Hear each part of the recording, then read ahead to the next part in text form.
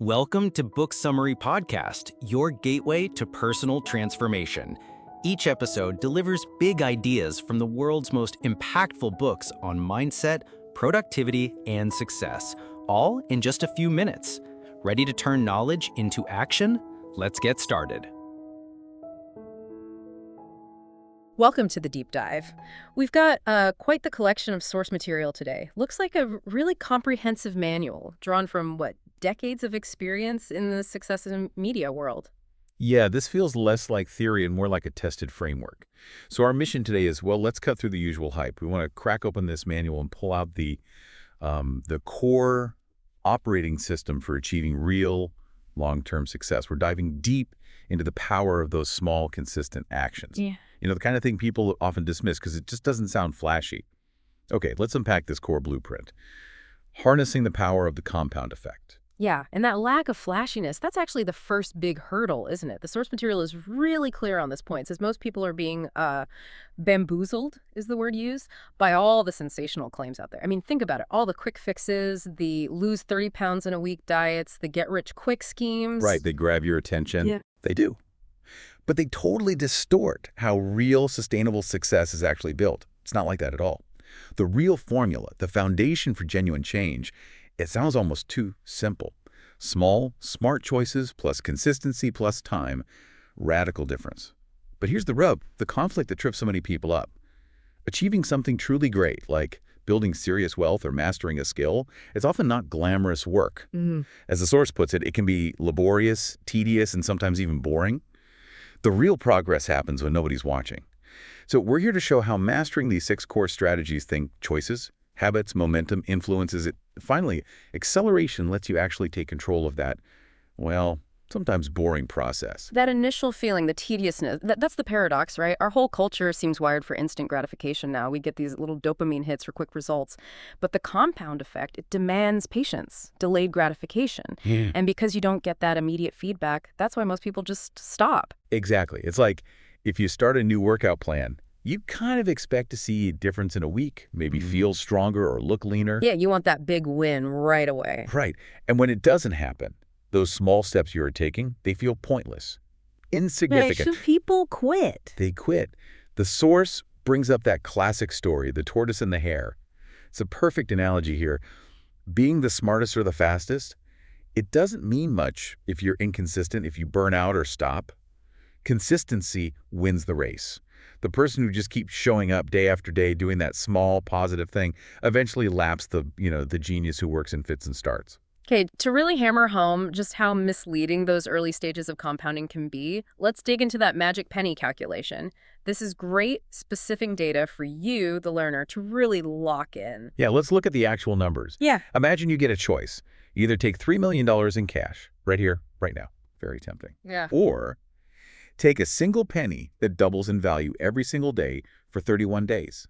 Now, most people, thinking in a straight line, they grab the cash. $3 million sounds way better than a penny. Sure does. But let's track that penny. See how this compounding power stays hidden for so long. Okay, so day 5, what have we got? Day 5, that penny's worth a tiny 16 cents. Okay. Even by day 10, you've only got $5.12. Meanwhile, the person who took the cash is, living it up. The penny person feels pretty silly. Right, you'd be questioning your choice big time. Absolutely. It's not until day 20, that's 2/3 of the way through the month, that the penny finally adds up to something noticeable. $5,243. Still, compared to $3 million, it's nothing. Exactly. It's an insignificant speck. This exponential curve is what makes it so tricky. The real money, the big payoff, it doesn't show up until the very, very end. So what happens then? Day 29. The penny person now has $2.7 million. Still behind the $3 million cash offer. If the deal ended right there, the cash person wins. But compounding accelerates like crazy. Day 30. Suddenly, the penny jumps ahead to $5.3 million. Wow. And then the final day, day 31, the penny just explodes. It hits $10,737,418.24. Whoa, over $10 million. More than 3 times the original cash offer. That's incredible. And the key thing for you listening is that to anyone watching from the outside, it looks like a penny person just got lucky, like an overnight success. Right. But it wasn't overnight at all. It was that steady, consistent doubling day after day for 31 days that created the result. The growth was always happening. It was just invisible until the very end. And this isn't just about money, is it? This applies everywhere. Everywhere. Health, relationships, your career. The source illustrates this really well with the story of three friends, Larry, Scott, and Brad.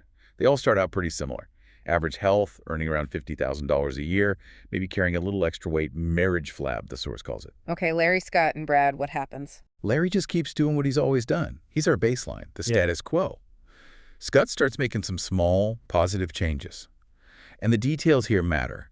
He reads 10 pages of a good book each day, listens to 30 minutes of something instructional like a podcast or audiobook during his commute. He cuts just 125 calories a day, maybe skips a soda or has fruit instead of chips.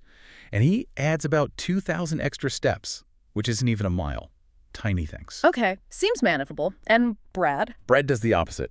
He makes some small, seemingly harmless negative choices. Watches a bit more TV, makes those cheesy casseroles maybe a little more often, adds just one extra alcoholic drink per week. Again, feels like nothing major. Right. So what's the impact? Does it show up quickly? That's the key. It doesn't. At 5 months in, no measurable difference between the three of them. No. Nothing. 10 months. Still basically nothing. Even after a year and a half, 18 months, the differences are so small you could easily ignore them. And this is that critical point, that valley of disappointment, where most people, Scott and Brad, would probably feel like quitting. The effort seems totally wasted. Because you're putting in work, but seeing zero results. Exactly. But then, momentum starts to build. Big Mo kicks in. By the end of month 31, so roughly 2.5 years later, the difference is genuinely startling. Okay, lay it on us. Scott, by consistently cutting just 125 calories a day for those 940 days, saved a total of 117,500 calories. That resulted in him losing 33.5 pounds. Wow, just from 125 calories a day. Just from that tiny daily choice, compounded over time. Brad, on the other hand, by adding roughly that same small amount through his choices, he gained 33.5 pounds. So that's a 67-pound swing between them. A 67-pound difference created by choices that felt completely insignificant back on day one. That's huge, but it's not just the weight, is it? Oh, not at all. The ripple effect goes much further. Scott, remember, was listening to audio and reading. Over that time, he clocked about 1,000 hours of instructional material and read nearly 30 books. He applied that knowledge at work, earned a promotion, got a raise. And his marriage improved too, because he had more energy, more positivity to invest. And Brad? Brad's struggling. His health choices impacted his energy and mood, which affected his work. His marriage is strained. And Larry, well, Larry's pretty much exactly where he started, probably feeling a bit more cynical about whether success is even possible. It's actually kind of scary how the negative side works, that downward spiral. It really is. Let's trace Brad's seemingly minor error, just indulging in rich food a bit too often. Okay. That initial pleasure leads to feeling sluggish, maybe gaining a little weight. That sluggishness makes him kind of cranky, affects his concentration at work, which leads to poor performance. And it gets negative feedback, maybe. Right. Discouraging feedback from his boss, he takes it personally, feels stressed. And what does he do for comfort? Probably reaches for more of that rich food or that extra drink. Vicious cycle. Totally. And because he's low on energy, he stops doing the little things for his wife, maybe skips their walks, or is less affectionate. She starts to pull back emotionally. Oh, yeah. He feels lonely, maybe unappreciated, turns to late-night TV for distraction. And here's the real kicker. Yeah. Instead of looking at his own small choices as the root cause, he starts blaming everything else. His boss is unfair, the traffic is terrible, his wife doesn't understand him. He thinks they are the problem. He's sleepwalking, like you said earlier. Exactly. Those simple errors in judgment didn't just affect his weight. They created friction and failure across his entire life. The compound effect is always, always running. You just get to choose if it works for you or if it works against you.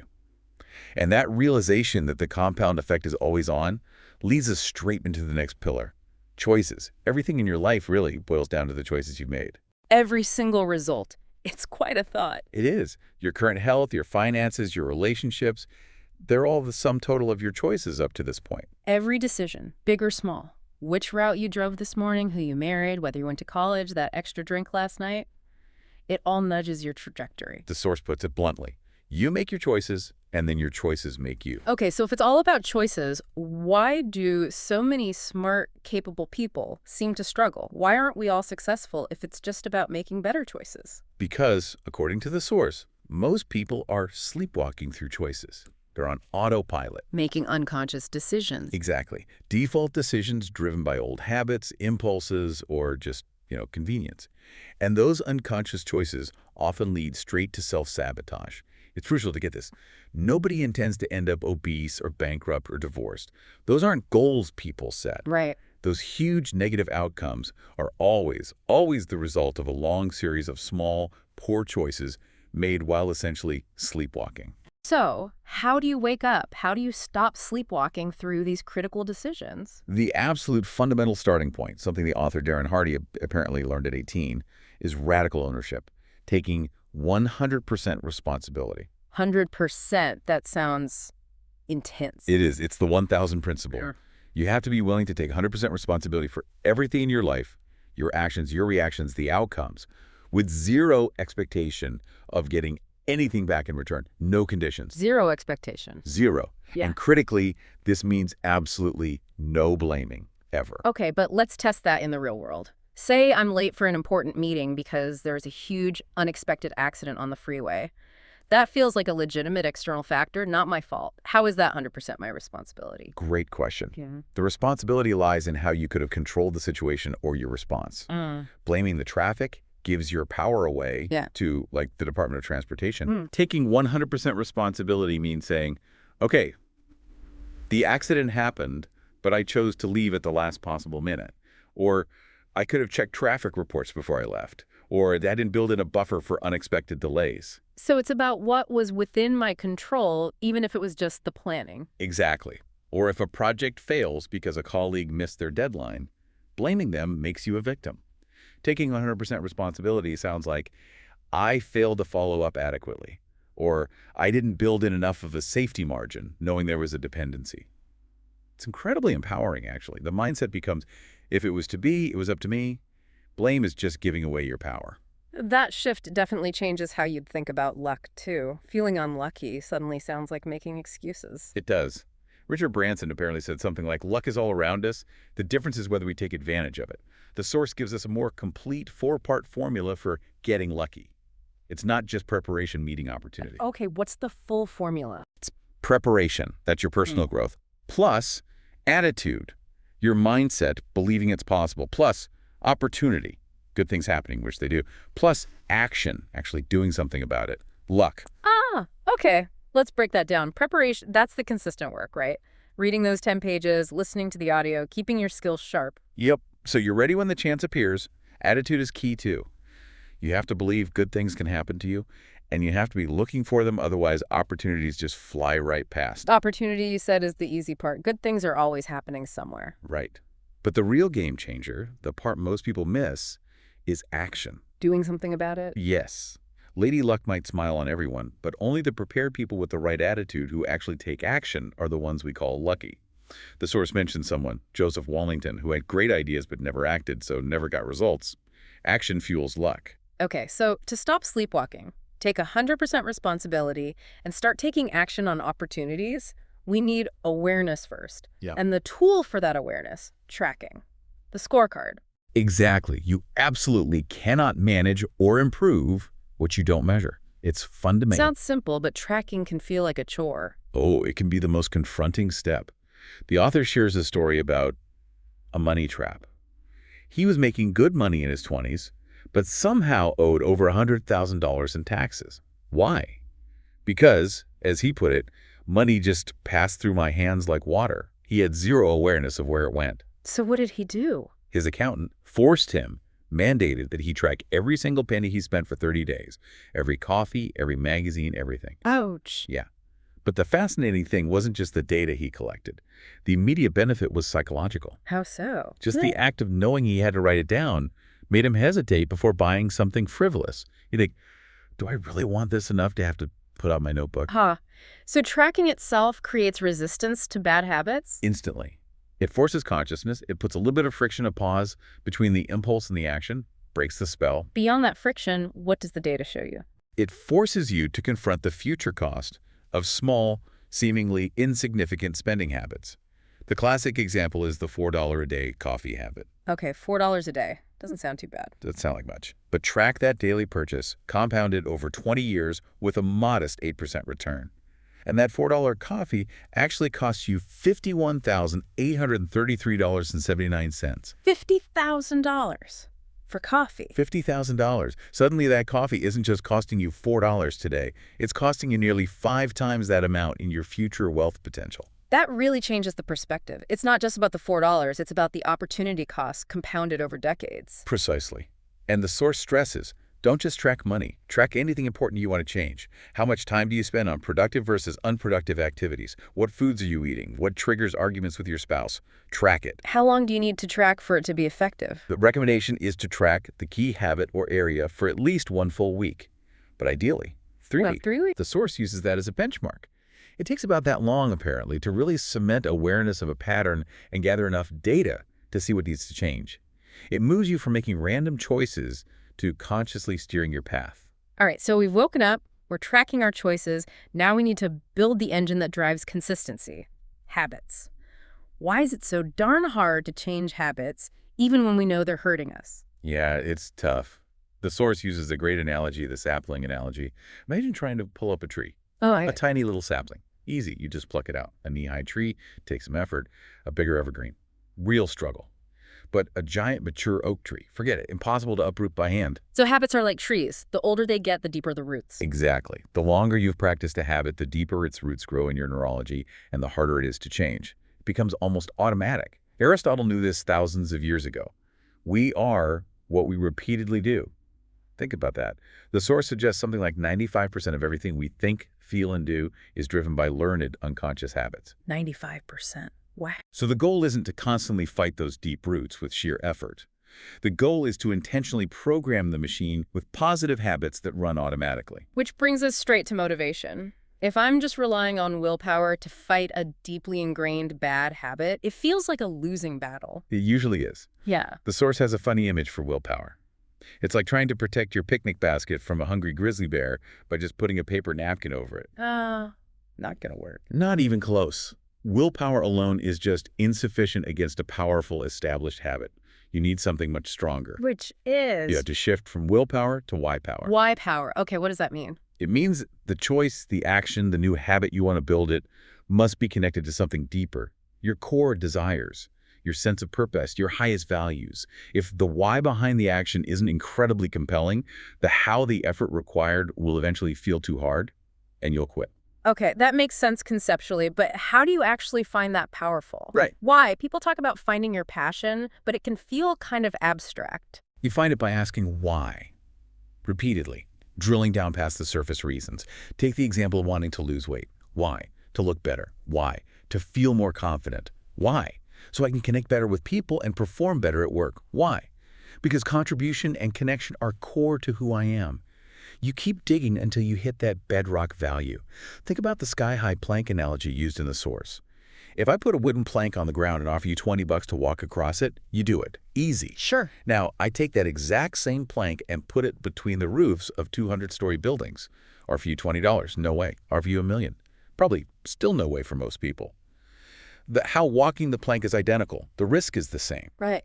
But what if your child was on the other building and the building was on fire? Would you cross the plank then? Instantly, without a second thought. Exactly. Why?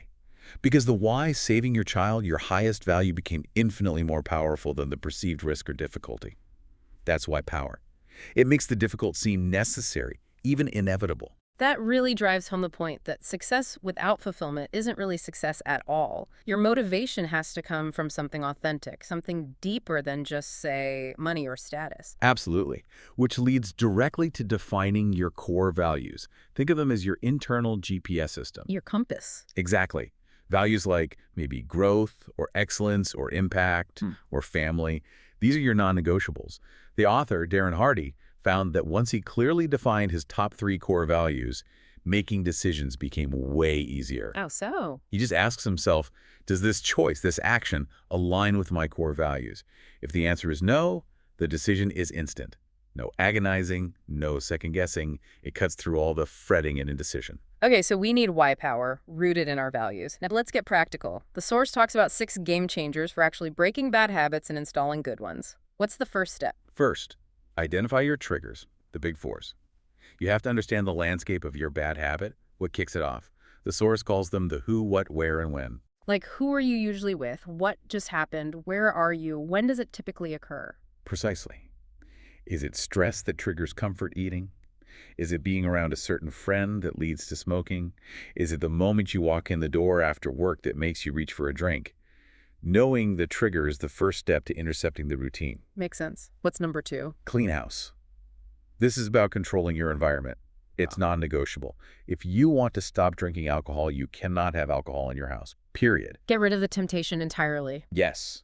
If junk food is your weakness, it can't be in the pantry. Don't rely on willpower when you can just remove the option. Eliminate the enabler. Okay. Third. Swap it. This is crucial. You often can't just eliminate a habit. You need to replace it with something else, preferably something healthier that provides a similar reward or sensation. So find a substitute. Find a better substitute. The brain might be seeking the feeling the habit gives, not the habit itself. The example given is swapping a huge, calorie-laden dessert, like a banana split, 1,200 calories? Yeah, something crazy. Right. Swap that for maybe 2 small pieces of dark chocolate or some berries with yogurt. You still get a bit of that sweetness or creamy texture you were craving, but at a tiny fraction of the cost, calorically speaking. Find a swap that satisfies the underlying need but aligns with your goals. Okay. Triggers, clean house, swap it. What's next? Looks like 2 different ways to start. Right. Fourth is ease in. For some habits, especially those with strong physical dependencies like caffeine, trying to quit cold turkey can lead to withdrawal symptoms, headaches, fatigue that are so unpleasant they make you give up. So taper off. Exactly. The example is gradually switching from regular coffee to half calf, then full decaf, over maybe a month. It minimizes the discomfort and increases the chance of sticking with it. But then the 5th strategy is the opposite. Yes, number 5 is jump in. Sometimes making a clean, decisive break is actually easier. Less negotiation with yourself. Yeah. Dr. Dean Ornish's work reversing heart disease is cited here. His patients made massive, sweeping changes to diet, exercise, and stress management all at once. Like ripping off the Band-Aid. Kind of. For some personalities and some habits, that radical all-in approach simplifies things because you just cut off all the old ways simultaneously. Both easing in and jumping in can work. You have to know yourself. Okay, one left. Number 6. The vice check. This is described as a personal practice the author uses. Every 3 months or so, pick one recurring vice. Could be coffee, wine, ice cream, social media, whatever, and go completely cold turkey for 30 days. Why do that? Just to prove you can. Pretty much. It's a way to make sure you are still in charge, that you're still the alpha dog in the relationship with that habit. If you find you absolutely cannot give up, say, coffee for 30 days without falling apart, then maybe the coffee has more control over you than you thought. It's a regular check-in on who's running the show. All right, so choices are conscious, habits are being installed. Now we need to harness the power that makes effort feel easier over time. We need big momentum. Yeah, big mo. The source calls it one of the most powerful yet often misunderstood forces in achieving success. It's like basic physics playing out in your life. Newton's first law, right? Objects in motion stay in motion. Exactly. And objects at rest stay at rest. Breaking inertia getting started takes the most energy. Think about pushing one of those old, heavy merry-go-rounds at the park. Oh, yeah. Takes a huge effort to get it moving. Right. You're grunting, groaning, putting your whole body into it. Progress feels incredibly slow at first. You might even think it's impossible. But once it's spinning, just a few easy pushes, much less effort, keeps it going fast. That's momentum. the rocket ship analogy works too. Most of the fuel is burned just getting off the ground, breaking free of gravity. Once it's in orbit, it just glides. Precisely. Those initial stages, establishing the routines, being ruthlessly consistent, putting in that disciplined effort even when it feels boring, that's the fuel required to achieve liftoff and unlock Big Mo. Look at elite performers like Michael Phelps. He and his coach, Bob Bowman, maintained incredibly consistent, rigorous training for 12 straight years. That built unstoppable momentum, making peak performance almost automatic. But we have to remember, momentum works both ways, right? Like with Brad. Absolutely crucial point. Negative habits build momentum too. Once Brad started down that slope of poor eating and withdrawing emotionally, the negative force gathered speed. It became a downward spiral, an unlucky tailspin, making it harder and harder to pull out of. Which is why routines are so important. They keep the positive momentum going. Exactly. Routines are the tracks that Big Mo runs on. It might sound counterintuitive, like routines are restrictive, but the source argues they actually reduce stress and mental load. How so? They make excellence instinctual. Think about military boot camp. All that focus on seemingly small things, making the bed perfectly, shining your shoes, it's not really about the bed or the shoes. It's about discipline. It's about training the brain to execute detailed tasks precisely, automatically, even under extreme pressure. When things get chaotic, you don't want to be thinking. You want to rely on ingrained positive habits. We see it in sports constantly. Jack Nicklaus, arguably the greatest golfer ever, had a pre-shot routine whose timing apparently never varied by more than a single second. That consistency in the routine bred consistency in the results. And the flip side, Greg Norman's Masters collapse in '96. Yeah, the analysis showed his routine started speeding up under pressure. He lost the rhythm, lost the consistency, and the results fell apart.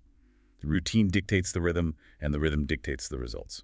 Okay, so routines are critical, but life is messy. Most of our days feel chaotic and unpredictable. How do we implement routines effectively? You control the bookends. You might not control the middle of your day, the unexpected crises, the interruptions, but you can almost always control how you start your day and how you end it. Bookending the day. I like that. So the morning routine. The morning routine sets the tone. The source suggests starting with gratitude, consciously thinking about what you're thankful for, shifting to an abundance mindset. Then, maybe mentally sending love or a blessing to someone. This shifts your focus outward, from getting to giving. Okay, gratitude, positive focus. Then what? Then identify your top 3 MVPs, most valuable priorities for that specific day. What are the 3 most important things that, if you accomplish them, will make the day a success, regardless of whatever else happens? Just 3. Just 3 key ones. And here's the critical part. The source strongly advises dedicating your first 90 minutes of focused work exclusively to those MVPs, before checking email, before social media, before reacting to anyone else's agenda.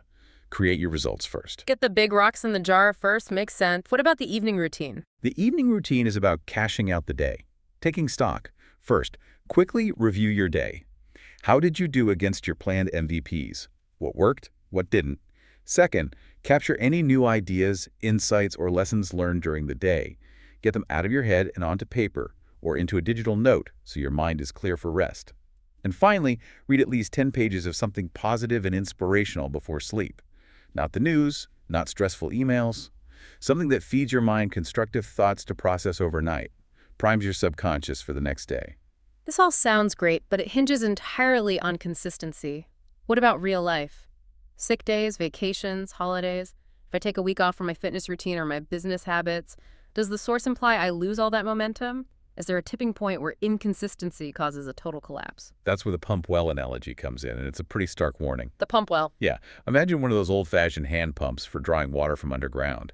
Getting the water flowing takes a ton of vigorous, consistent pumping at first. You pump and pump and pump, and maybe nothing comes out for a long time. Right, it feels like wasted effort. Exactly. Most people quit right about then. Maybe when they see just a few pathetic drops emerge, they figure it's not working. But if you stop pumping completely... The water level drops back down? Precisely. The water in the pipe falls all the way back down to the underground level. You lose the vacuum, you lose all the progress you made.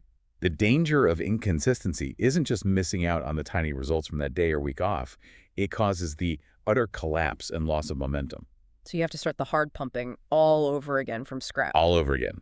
The source really emphasizes that maintaining some level of consistent effort, even if it's reduced during a break, is far better than stopping altogether. It keeps the water near the surface, keeps Big Mo alive, even if it's idling. Okay, we've got our internal engine running, conscious choices, solid habits, building momentum, but we don't live in a vacuum. The source highlights 3 powerful external forces that massively shape our trajectory, suggesting they account for maybe up to 95% of our success or failure.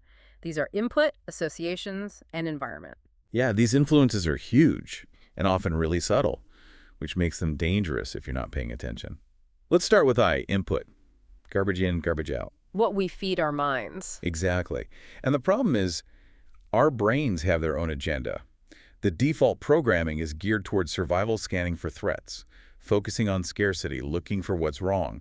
The source calls it the lack and attack mechanism. So it naturally gravitates towards negative news, murders, economic downturns, political fights. Naturally. And if that's the primary input you're consuming, sensational news, gossip, negativity, you're basically reinforcing that primal fear response. The source uses an analogy here too, right? The empty glass. Yeah, your mind is like an empty glass. If you keep pouring in dirty water, negative news, toxic social media feeds, complaining, then everything that comes out of your mind, your ideas, your decisions, your creativity, is going to be filtered through that muddy mess. So you have to consciously flush it with clean water. Constantly. You need positive, supportive, inspiring input. Think about the sheer volume, though. The stat mentioned is Americans watching, on average, 4.7 hours of TV per day. 4.7 hours. That's staggering. It's the equivalent of 2 solid months of your life each year spent just watching television. Imagine what else you could do with that time. So what's the solution? How do we manage this input? 2 main things. First, you have to stand guard. Be ruthless about what you let in. Limit exposure to sensational news headlines. Maybe cut cable news entirely. Be mindful of your social media feeds. Actively curate your information diet. Be intentional about it. Very intentional. And second, enroll in Drive Time U. Drive Time University, turning your commute into learning time. Exactly. The average person spends hundreds of hours driving each year. If you consistently use that time to listen to instructional audiobooks, educational podcasts, skill-building programs, the source calculates. It's like getting the knowledge equivalent of 2 semesters of an advanced college degree every single year. Wow. That's a massive compounding advantage compared to someone just listening to angry talk radio or mindless music. Huge advantage. Okay, the second major influence. 2, associations. The people you spend time with. Jim Rohn's famous idea, we become the average of the 5 people we hang around most. That's the core of it, yeah. The source strongly validates this.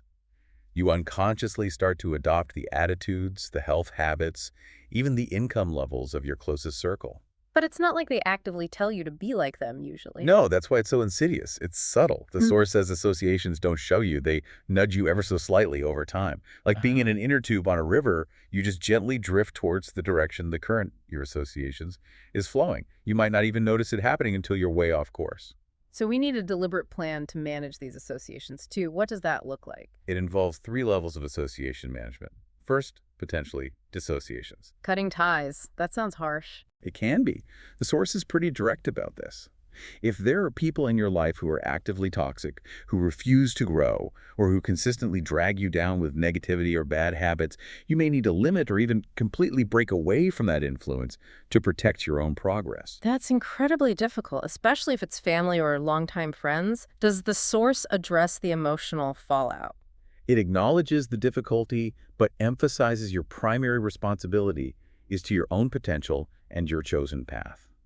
It also warns that sometimes these people will actively fight your positive changes because your growth unintentionally holds up a mirror to their own stagnation or poor choices, which makes them uncomfortable. Okay, so dissociation is the extreme. What's the next level? Limited associations.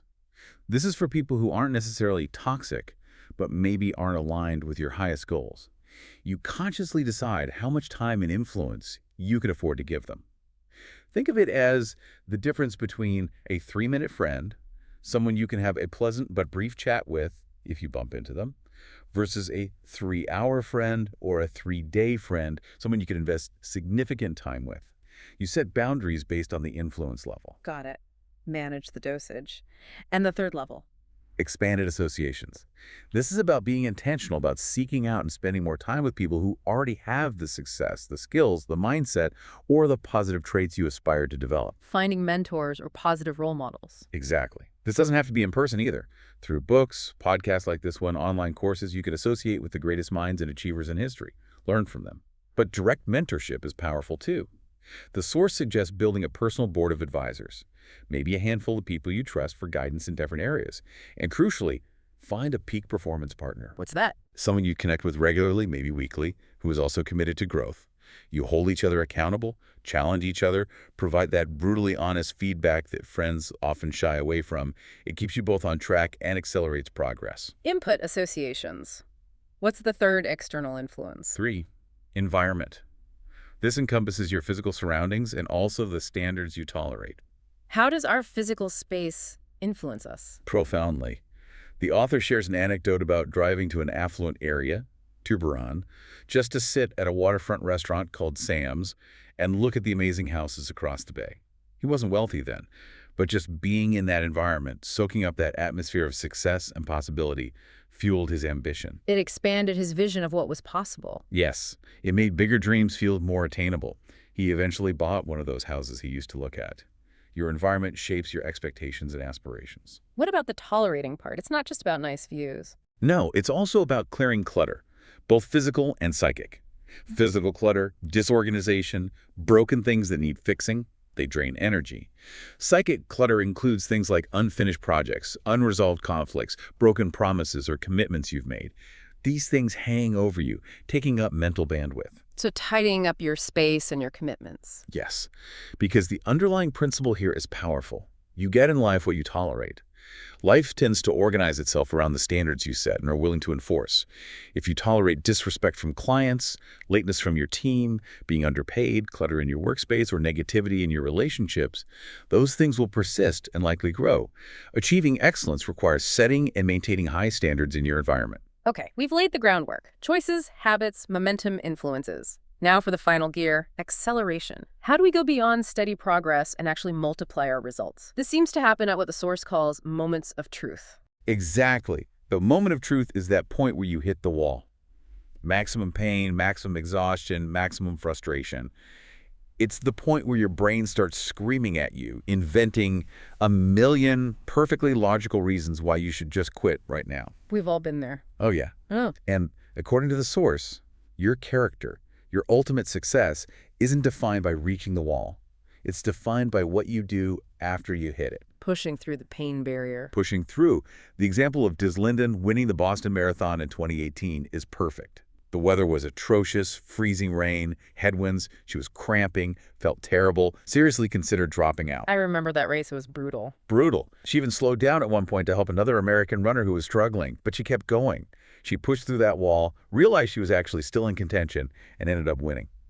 As the coach Lou Holt said, victory often comes from the extra effort you give after you think you've already done your best. It's about finding that extra gear when you feel empty. Right.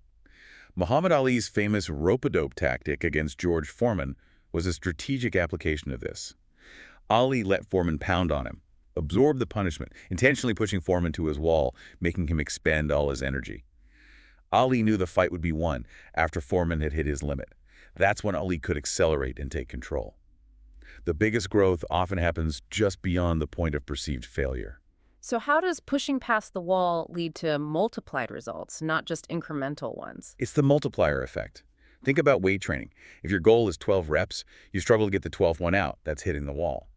But if you can force out, say, 3 to 5 more reps after that point, maybe using a spotter or a bit of cheat form, those extra few reps don't just add a little bit of strength. They trigger much bigger gains. Exactly. They stimulate significantly more muscle growth than all the previous reps combined.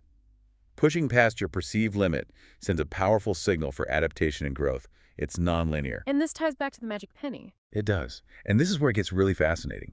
Remember, the penny doubling for 31 days ended up at about $10.7 million. Yeah.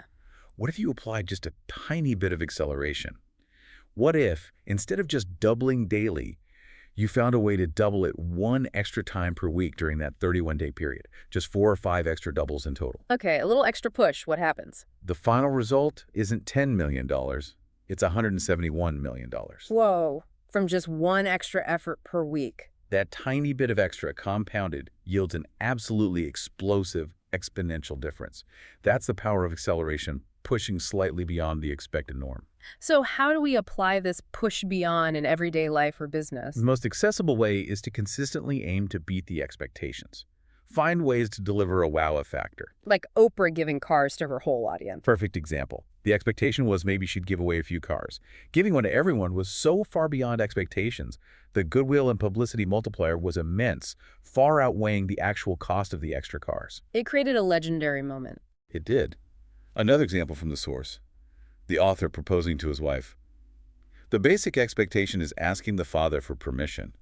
The extra effort was learning and rehearsing how to ask in Portuguese, the father's native language, and then calling all 5 of her brothers individually to ask for their blessing too. Wow, that's going the extra mile. Minimal extra effort, really, but the emotional impact. Exponential. Yeah. It turned a standard ritual into something deeply personal and unforgettable. That's beating expectations. How does this look in a professional context? Simple things. The source mentions Mark Sparks, a businessman who makes a point of paying his vendors several days before the invoice is due. He says it's the same money eventually, but paying early creates surprise and immeasurable goodwill. That's smart, builds loyalty. Totally. Or think of Nordstrom's legendary customer service, sometimes taking back items long after purchase, even without a receipt. That willingness to go beyond the standard expectation builds an incredibly powerful reputation that accelerates their business. So, for you, the listener, find the normal line of expectation in everything you do, how quickly you return calls, how much preparation you do for meetings, how you show appreciation, and then consciously find small ways to consistently go just a little bit beyond it. That little extra makes you stand out. Massively. And the final acceleration strategy flows from this. Do the unexpected. Be unconventional. Be a contrarian, sometimes. Common actions deliver common results. If you want uncommon results, you sometimes need to do things differently. The example given is sending Thanksgiving cards instead of Christmas cards. Same basic effort, same cost. But because far fewer people send Thanksgiving cards, yours stands out, feels more personal, and has a greater emotional impact because it's unexpected. Finding a way to cut through the noise. Exactly. Or the real estate agent example. Instead of just calling owners of expired listings like everyone else, one agent would physically hand-deliver a SOLD sign to their door with a note saying, "I wanted you to see what this looks like on your lawn." That takes some guts. A little audacity, right? There. But it's unexpected. It breaks the pattern and dramatically increases the chance of getting noticed and winning the listing. Yeah. That little bit of extra unexpected effort, it's always extraordinary. Hashtag tag outro. Okay, we have really covered a lot of ground here. We've gone through the entire operator's manual for the compound effect. From understanding that simple, poor definition. Small, smart choices plus consistency plus time. Radical difference. Right. Then mastering choices through awareness and tracking. Cementing habits by finding your why power and using those game-changer strategies. Building that unstoppable momentum, Big Mo, through routines and bookending your days. Then learning to consciously govern your influences, the input, associations, and environment. And finally, hitting that acceleration gear by pushing through walls, beating expectations, and doing the unexpected. It's a complete system. But, as the source material stresses repeatedly, just learning this stuff isn't enough. Knowledge without execution is, well, basically useless. You have to apply it. You have to apply it. This isn't just another motivational theory. This is the blueprint. If you're tired of chasing quick fixes and are ready to actually earn success, this is how it's done. No more excuses. It lays it all out. It's work, but it's a clear path. It's the real deal. Consistent application over time will produce results, often results that seem startling to others who haven't seen the daily grind. So to wrap up, let's leave you, our listener, with one final provocative thought that ties into a success principle mentioned briefly in the source, the power of giving. Ah, yes. It might seem counterintuitive, but often the fastest way to get what you want, whether it's more confidence, more hope, more skills, more success, is to actually focus your energy on helping others get it first. That outward focus, helping others succeed, it creates a positive ripple effect. An incredible ripple effect. Giving value, sharing knowledge, supporting others' growth. Somehow, it always seems to compound and come back to you in unexpected ways. You become the ultimate beneficiary. So here's the final challenge for you to consider, building on everything we've discussed. If you truly want to achieve a level of success you currently cannot imagine, who are the 5 people in your life right now that you could immediately start sharing this compound effect philosophy with? Who could you help get started on their own journey of small, consistent steps? Think about it. By teaching it, by supporting them, you not only deepen your own understanding, but you start that positive chain reaction. Yes. The start of that ripple, and just watch how the compound effect works its magic, not just for them, but for you too.